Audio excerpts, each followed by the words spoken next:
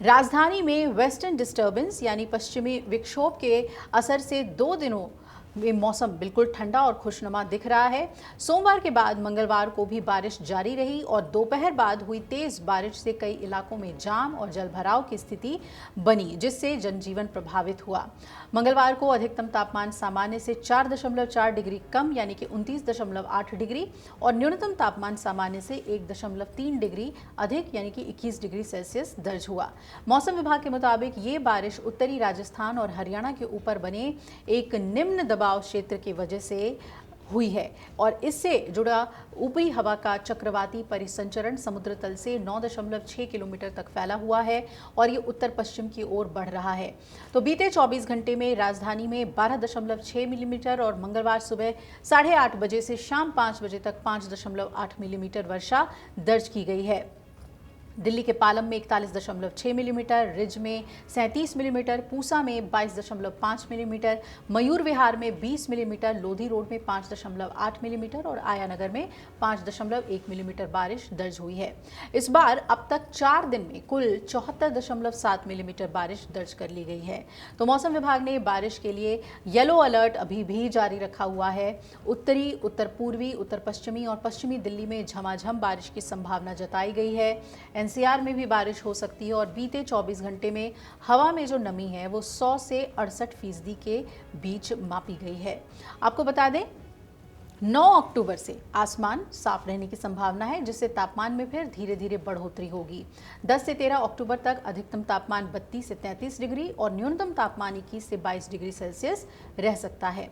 UP की बात करें तो यहाँ सोमवार शाम से बारिश का सिलसिला शुरू हो गया था। मंगलवार रात को भी बूंदाबांदी हुई, लेकिन ये सिलसिला अब थमेगा क्योंकि आने वाले दिनों में मौसम पूरी तरह से साफ रह सकता है और राज्य में 8 अक्टूबर से ही गर्मी बढ़नी शुरू हो जाएगी और इसका असर 12 अक्टूबर तक रहेगा।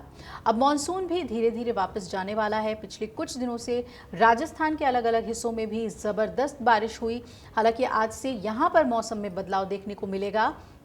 मौसम केंद्र के मुताबिक 8 अक्टूबर से आगामी एक हफ्ते के दौरान राज्य के ज्यादातर भागों में मौसम अब शुष्क रहेगा।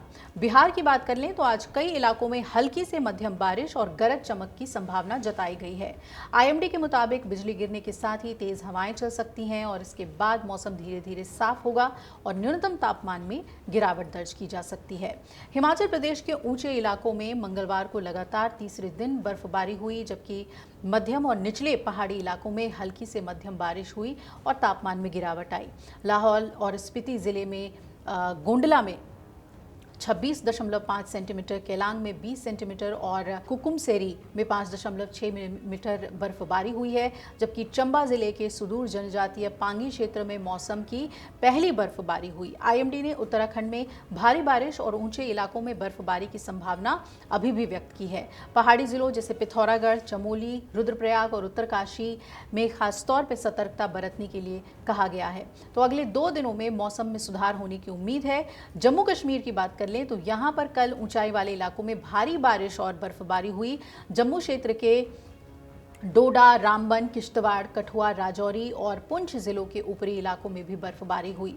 आईएमडी ने आज से मौसम में सुधार का अनुमान जताया है और अगले एक पखवाड़े तक बारिश या बर्फबारी की कोई संभावना नहीं है, ये कहा है। कुल मिला के मौसम तो सुहावना हो गया है, लेकिन इस बारिश ने जनजीवन को भी अस्त व्यस्त किया है। लेकिन कहा जा रहा है कि 9 तारीख से मौसम अब साफ होने लगेगा।